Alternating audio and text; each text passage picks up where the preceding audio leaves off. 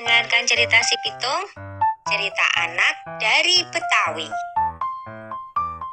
Pada zaman penjajahan Belanda, di kampung Rawabelong, lahir seorang bayi laki-laki mungil dari keluarga sederhana. Ayah dan ibu bayi itu adalah seorang petani. Kehadiran bayi itu tentu saja menambah kebahagiaan pada keluarga sederhana itu. Mereka beri nama bayinya Pitung. Pagi itu, di balai-balai bambu depan rumah, Ibu Pina sedang menggendong Pitung kecil. Setiap selesai memandikan, Ibu Pina selalu menggendong bayinya sambil berjemur di depan rumah dan berdoa. Anakku sayang, kamu harus sehat ya. Kelak kamu harus menjadi manusia yang berguna bagi nusa dan bangsa. Tak terasa, Pitung mulai menginjak usia remaja. Selain belajar mengaji, ia juga belajar ilmu bela diri. Dengan cepat, Pitung menguasai seluruh jurus yang diajarkan oleh sang guru. Sampai akhirnya, sang guru mewariskan ilmu Pancasona kepadanya, yaitu ilmu kebal senjata. Suatu hari, Pitung menyaksikan kekejaman centeng-centeng Babah Lim, si tuan tanah. Mereka mendatangi rumah penduduk dan merampas harta benda yang ada, karena tidak membayar pajak dan upeti. Dengan kejam, mereka memukul dan menyeret para penghuni rumah. Hati kecil Pitung terpanggil untuk menolong mereka. Ini adalah saat pertama Pitung membela orang lemah. Pitung tak tega melihatnya.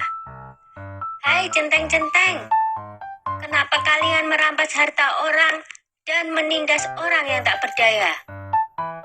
Kalau berani, sini lawan aku, tantang Pitung. Mendengar itu, si pemimpin centeng marah. Hei anak muda, berani-beraninya kau menghalangiku. Rasakan ini, hardiknya kepada Pitung. Pemimpin centeng menyerang Pitung dengan gencar, tetapi Pitung berhasil mengalahkannya dengan mudah. Pemimpin centeng itu roboh dalam 2 jurus. Anak buahnya pun melarikan diri ketakutan. Sejak saat itu, Pitung bertekad untuk membela orang yang tertindas.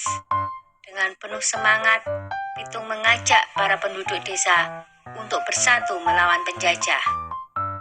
Kita harus lawan segala penjajahan. Tidak ada yang boleh merampas harta milik kita.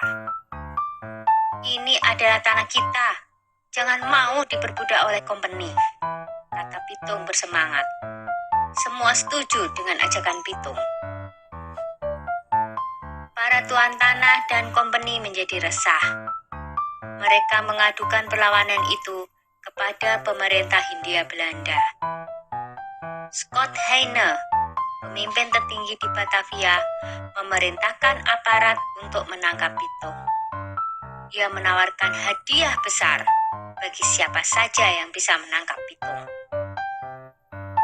Kompeni menangkap Pak Piun dan Haji Niapin untuk memaksa Pitung menyerahkan diri. Mereka dimasukkan ke penjara di Grogol. Berita itu sampai di telinga Pitung. Ia tidak tega dengan keadaan ayah dan gurunya yang disiksa. Pitung membuat perjanjian dengan kompeni untuk menyerahkan diri dengan syarat ayah dan gurunya dibebaskan dari penjara.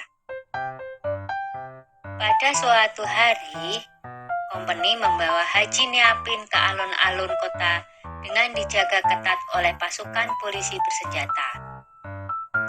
Lalu, Pitung muncul seorang diri. Ia meminta agar gurunya dibebaskan dulu. Setelah Haji Niapin dibebaskan, Pitung maju menyerahkan diri. Pasukan polisi membidikkan senjatanya ke Pitung. Tertangkap juga kamu, Pitung, kata Scott Heine kesal. Hahaha, aku tidak takut menghadapi pengecut seperti kalian, jawab Pitung. Scott Heine marah dan ia langsung memberi tanda kepada pasukan untuk menembak. Dor, dor, dor, Pitung pun roboh bersimpah darah. Pitung gugur sebagai seorang satria.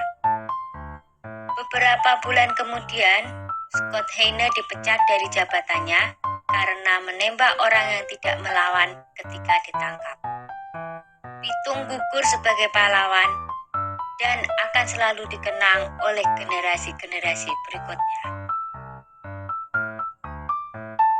Sudah dulu ya cerita si Pitungnya. Jumpa lagi di cerita lain.